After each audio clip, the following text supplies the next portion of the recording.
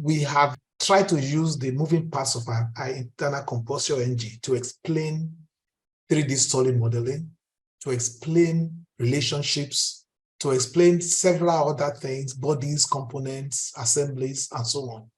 We will do more of such explanation today. And again, I just want to remind you, we are just using the moving parts of an internal combustion engine as an example.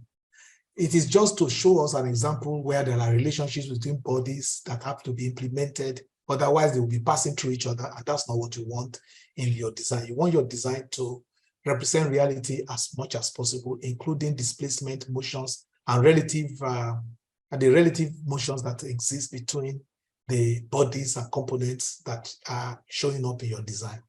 So that's what we are going to do now. We're going to continue that effort in this class. And I hope you are ready for that. One thing is that when I go to a slide like this, you may not realize that the picture you are seeing in the GIF that I'm showing you on your Zoom page is not the same thing as what I'm sending. The Zoom, because of the bandwidth of internet and so many other reasons, is capable of sampling this thing, and you have a jerky motion. The motion I have is relatively smooth. And by the time I found out what you are getting, I was disappointed. And because of that, I have decided to be making the short videos of some of these GIFs and animations available directly to you. So you can download anytime there is a moving picture, you can go to our website and download that specifically so that you'll see what we are actually giving you. That applies not only to moving pictures, it applies to demonstrations. I have decided to be doing my demonstrations before the class. I do the demonstration before the class. I do a video of it. I do some little editing, and then it's also available to you. So that anytime we need to go to an to a Fusion 360 demo, you are not going to be, you may be thinking you are seeing me, but you are not. You are seeing what I already did beforehand. I will just keep quiet and let the video and audio that I've pre-produced play out for you. Advantage of that is that you can now go and download that specific video, especially if you need it to gain a specific skill and to practice that specific thing. So, and there will be no loss because you are getting my original video rather than the one that has been sampled by Zoom. Zoom is fantastic, but it's not good enough for the work we are doing. So we have to help it a little bit to get to where we're going. So yeah, so by the time you see this 6-cylinder inline engine in real time, you will see that it's not what you are saying on the Zoom that is actually what I'm giving you. Similarly, this 8-cylinder V engine, is much smoother as I'm looking at it here than what you are saying on your Zoom. So those things, but so from now on, you are going to be able, if you want, to download it directly. Now, this is another picture I saw on the web that I decided to clip and show you.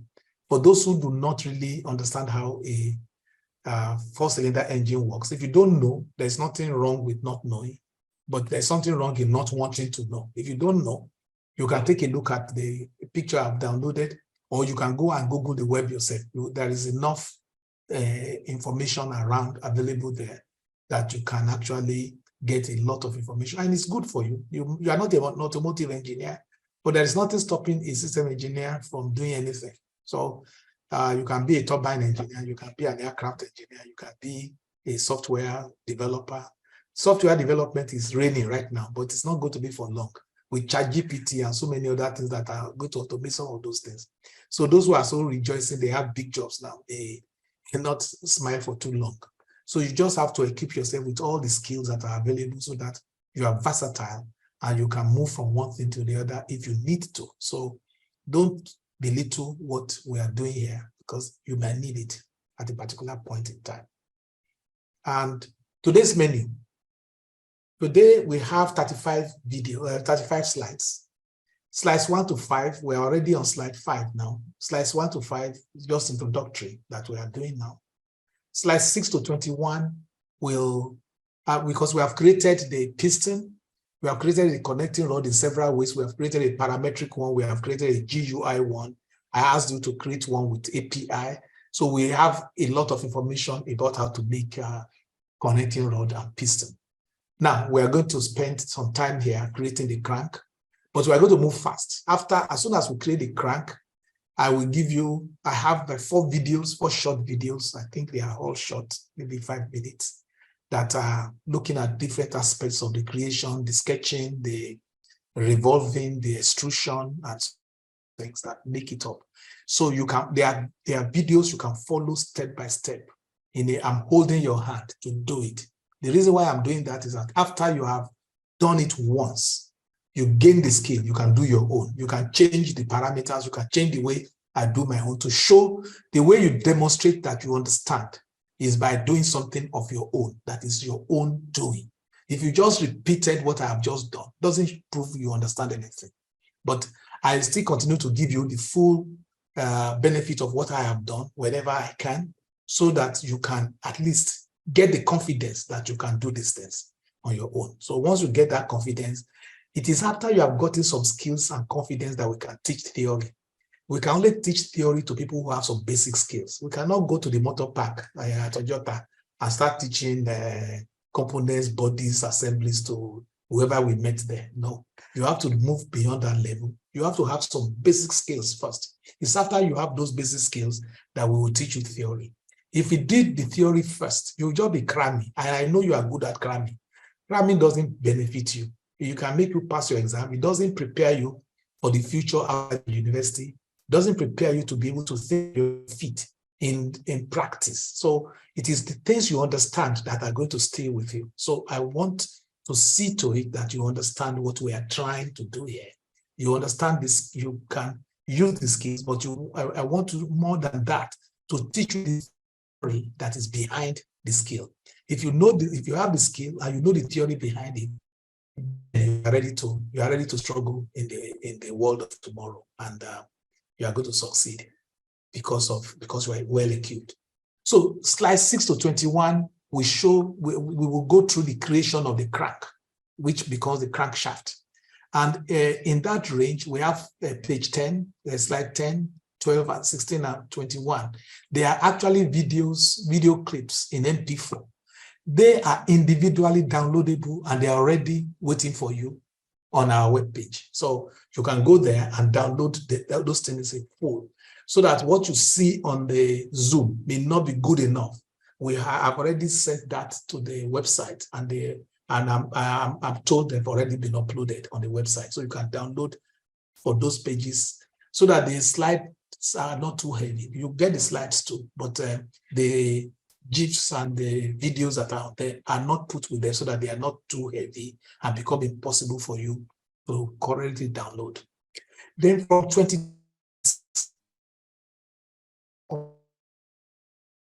slides 32, 34, and 35 are MP4 GIF or MP4s and GIF video. So again, for just the same thing, they are also downloadable. Quality is achieved by editing some of these things beforehand, and it means that I am not always live.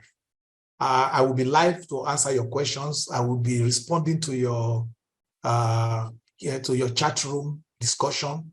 But sometimes, even though you are hearing my voice, it is my voice of last night or in the midnight when I was doing this thing.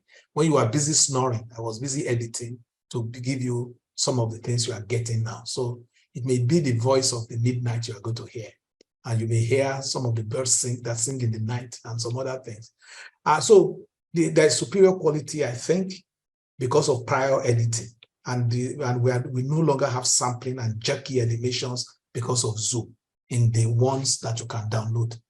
And so with that, it's still not perfect. I found that, especially the first one, I didn't set the audio very well, so it is quite low. I will raise the volume here, but I hope you hear it well. But after the first one, I corrected that. I didn't have enough time to go back and repeat the first video. It may be helpful if I hear your comments. I am not expecting you to start praising what we've done. The whole purpose of comment is if it can help us to improve the quality for you and for the people that will come after you. So those are the things those are the good things that can happen if you make honest and professional comments there, not just because you're an idle person, you just want to open your mouth and talk anyhow. I take very great exception to that. But if you have any serious comment to make, even if it is not a positive comment, it might be useful for us to improve.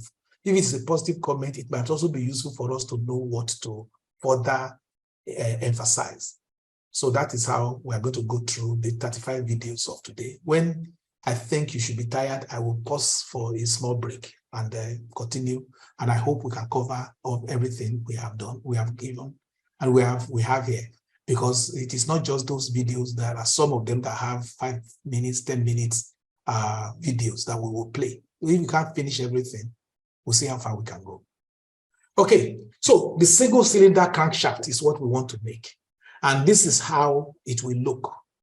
It will look like this. And when we want more, we're just going to replicate, we're just going to do a pattern replication of this, rotate it to implement some firing order. That's all.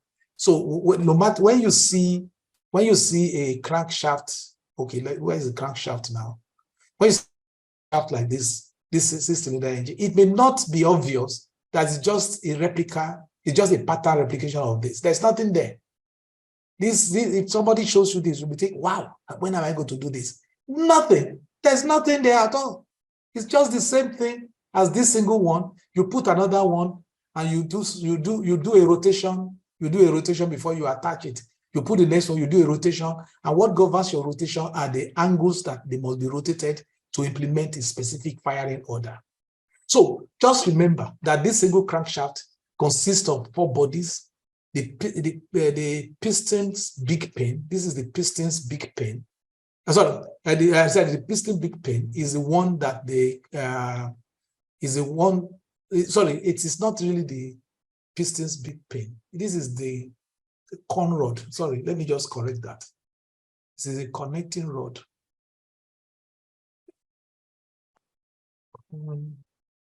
Rod. So there are 2 pins on the connecting rod. The bigger one of them will enter this one.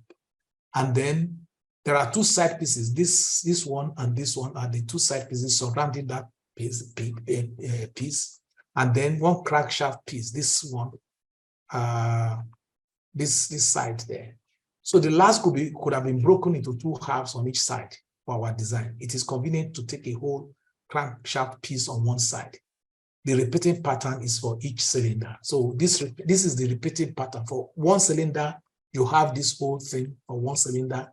For another cylinder, you have another one rotated for another cylinder. That is what we're going to, first of all, draw and create the solid bodies. And then we do many other things until we begin to work on the relationships between the bodies we have created, including the bodies we created in previous classes like the piston, the connecting rod, and then we will add the cylinder cavity into all of that. So we will put all those things together and we will now create the relationships that will occur between them. So among them. Now, the relationships are important because it is relationships that give them realism. If you just have bodies like this without relationships, they are not very useful for engineering design purposes. Okay, I've already explained. This is a 6-cylinder crankshaft after implementing a particular firing order. If you implement a different firing order, the angles of rotation would change, but it will still look something like this.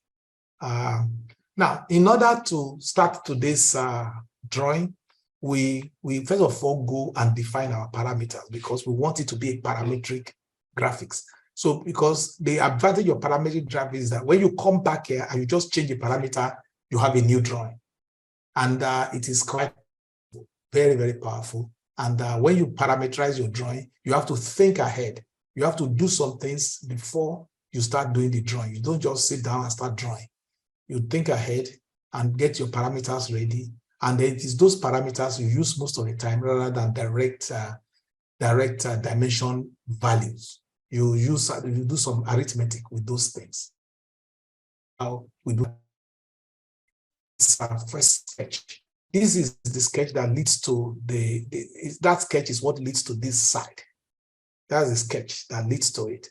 And we get that on the YZ construction plane. And the next, I think now we're going to watch that does that.